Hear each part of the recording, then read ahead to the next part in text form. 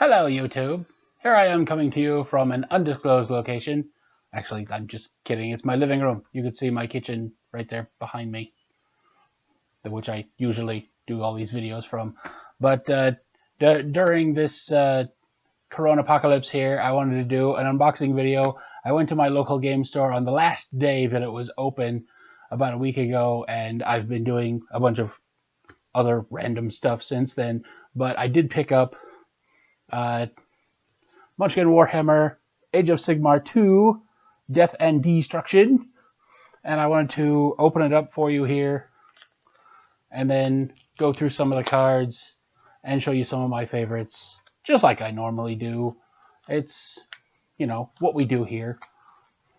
And the thing is, everybody seems to be doing their videos like this nowadays, so I was doing it before it was cool. So tell your friends. But I just wanted to go through, get the rule sheet here. Doesn't seem to be anything wild or weird. Well, of course it's all wild and weird, but I don't think there's anything too awful new. It does have two new armies. The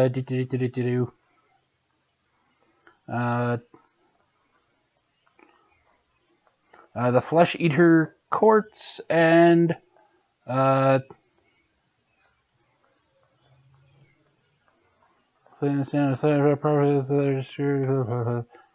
and the Iron Jaws Orcs. So the orcs are back in this one, which sounds like a whole heap of fun. You know my soft spot for orcs. So, like I usually do, I'm going to open it here, show you the cards. Show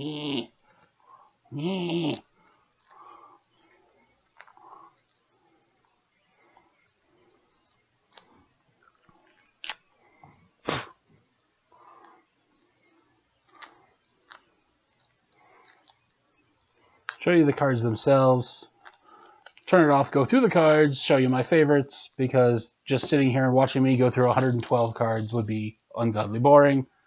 We've all been through this. I hope everyone is staying safe out there and having a good isolation, I guess would be the word. I don't know. I hope everyone is washing their hands and being good.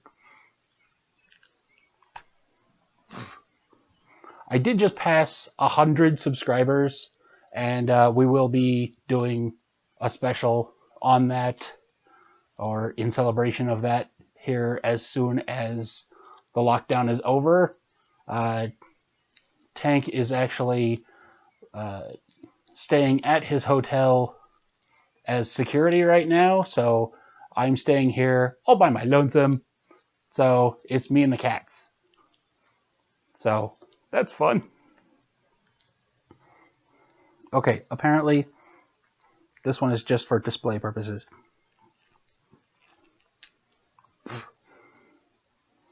Me. Open!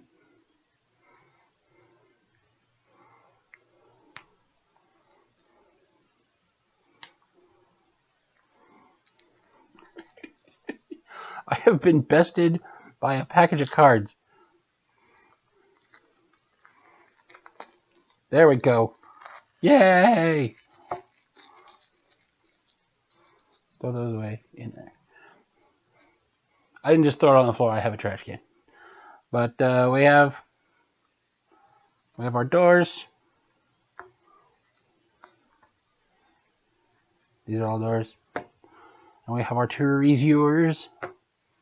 And I'll go through them, see what they're all about, see if anything's catching my eye, read the new armies to you, and I'll see you in a second for you. Probably be a little while for me. So, I'll see you in a sec. Hi there! Okay, I have found some of my favorites in here. I've gone through them. Some pretty good ones in there. A few, like, non-standards. Steeds are back, obviously. Steeds and vehicles take up the same slot in this one in 40k as per the rules update in the Age of Sigmar main box, main set, and so, you know, we have more steeds in here. There's some interesting stuff. A lot of conditional Gwals in this one. I didn't pull any out, but, you know, just a lot of them that are conditional, you know, use when blah happens. So we'll get to those when they happen. I just, like last time, I pulled out all of the monsters that kill you, just because there's usually a lot of them. There are 5 in this set, and so I've always just thought that the Warhammer sets have a higher than average number of things that kill you. So I pulled those out just because I wanted to see. And there are 5 in here. So that could be interesting. There's also a curse that, or no, there's an item, a one-shot, a death shriek. Play during any combat against a single monster. Change that monster's bad stuff to "you are dead," which could be interesting if you are Death Guard, which you can always any death result is instead go up a level if you get it as bad stuff. So, or not as bad, just any death result is go up a level instead. So you could use that as a good thing on yourself. So I will start with the doors here. The 2 new armies, the Iron Jaws, have Armor Mastery. You may have an extra piece of armor. And Steed Mastery. Your steed has an extra +2 combat bonus. So that could be very, very interesting. I like the wear extra armor thing. And the Flesh Eaters, these could stack like quite often. Savior of the Living, +3 when in combat with at least 1 non-undead monster. And Eat the Rich, +3 bonus when fighting a monster that gives 4 or more treasures. And as far as I can see, that's a living amount. Once a monster gives 4 or more treasures, then it now becomes a +3. So whatever the like, if you get an extra treasure because of your class, if you get an extra treasure because of the seal, an extra treasure because of the dungeon, an extra treasure because of blah, whatever, all the things that happen in our games, then a level 1 monster can be worth 4 treasures if you try real hard. So that could be very, very interesting. So I really like the new armies. The monsters I picked out are 3 high levels because, of course, I would pick out the high level ones. They're the most interesting. The Volcatrix. The Mother of Salamanders. Immune to Fire Flame attacks, but Fire Flame one-shots played to help her count triple. There's not a lot of monsters out there that bonuses to it count triple. There's a lot of ones that have count double. There's not a lot of them that count triple. Will not pursue level 3 or below. And all of your bad stuff, all of your in-play items catch fire. Discard them.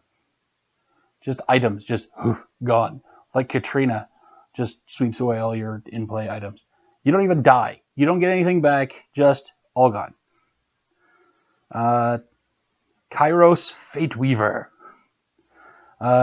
This is kind of like Gregor in Munchkin Bites, and that's the reason I pulled it out.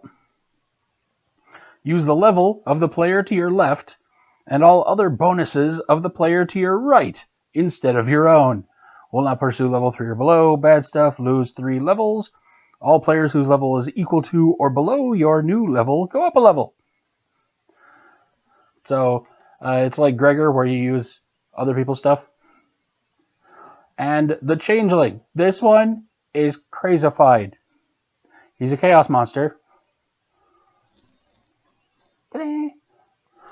And +2 for each differently named army card on the table, to a maximum of +10. Will not pursue level 3 or below. Bad stuff. Maximum chaos. Roll the die again, which means after the runaway roll. Corey. And all players pass their army cards that many seats to the left.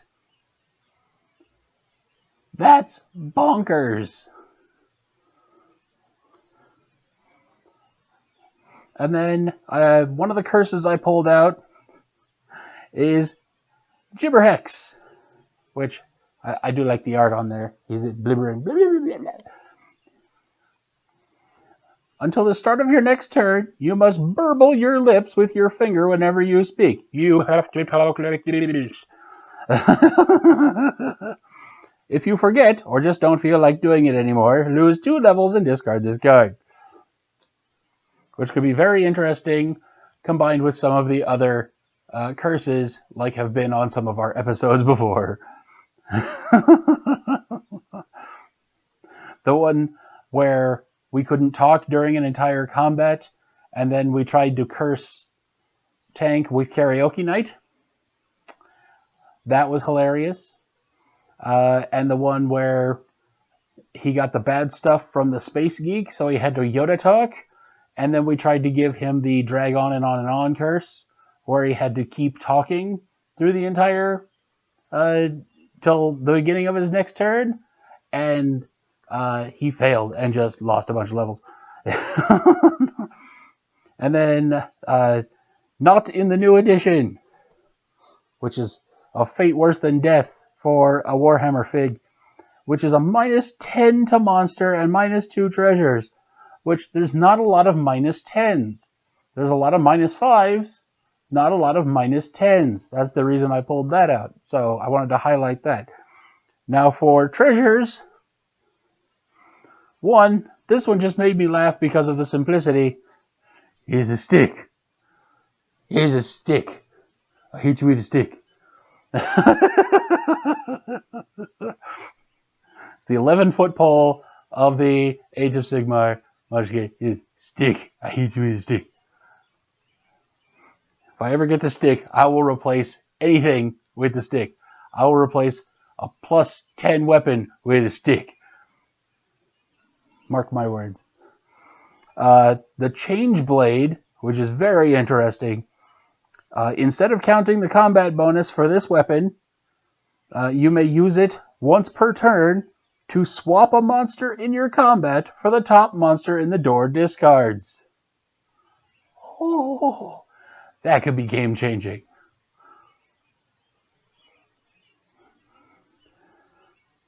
So you don't count that +3 anymore, but you don't discard it to do it. You just swap it out, and you just don't count that +3 anymore.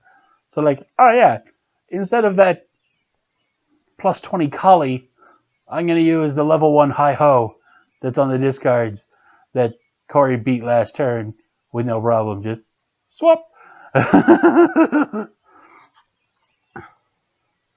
And then this one I grabbed just because it's Cursed Iker, which means it's a new Iker card, like all the ones in Munchkin Cthulhu, which means it's affected by the ones that say, you know, discard an Iker card, pick up an Iker card, doubles an Iker card. So there's a new Iker card in play that's not in the Cthulhu set, which I thought was interesting. And it says, play at any time on any player, including yourself. That player suffers the effect of the top curse in the discard pile. If that player has a way to cancel the effect, they may take the Cursed Iker into their own hand for later use. And the Time Slip Pendant. Play at any time on your turn before the charity phase. If you are in combat when you play the Time Slip Pendant, discard all cards into the fight. Restart your turn by kicking down the door. These are very specific pauses. So you just basically play this at any time before the charity phase, restart your turn. If you're in combat, discard yon combat, restart your turn. I think that's crazy. I think that could cause a lot of questions, which we may have to put on the forums at some point, because there could be a problem with the paradox in a box, or the transferal potion, or a few other things that I might not even be thinking of right now. So, that is Death and Destruction, the Age of Sigmar expansion. I hope to get a game in at some point in the near future. We're still social distancing right now, so they're just kind of sitting here. I have been spending a lot of time separating cards. I have separated the Deck of Doom out into its base sets. We are definitely going to play Age of Sigmar with its expansion by itself. Probably first game back when we can all get together. And then I'm thinking start combining like 2-3 genres at a time. And then go back to the Deck of Doom like as we start combining stuff. So if you have a suggestion for combining 2 to 3 sets together, then put it in the comments and we'll put it on a list. If you think that Space and Good Bad the Munchkin, put it together, play Firefly, that'd be great. If you think like Age of Sigmar and Oz, I don't know, come up with a funny name for it. I don't care. Just whatever you think would play well together. Pathfinder and Starfinder, we want to do that one. There's a few others. But if you come up with something that you think that would play well together, or something you think might not play well together, but you think would be a glorious train wreck to watch, that'd be fun too. Whatever you think would be good TV. It's something that we're crowdsourcing. I'm writing it all down. We're open to suggestions. So be safe out there. Wash your hands. Let's get through this together. Shoot me a comment. I'm here by myself. Just do something. I'm begging you people. I'm going a little weird here. So, in the meantime, be sure to like, share, favorite, subscribe, pay it forward, send us money, be excellent to each other, and we'll see you next time.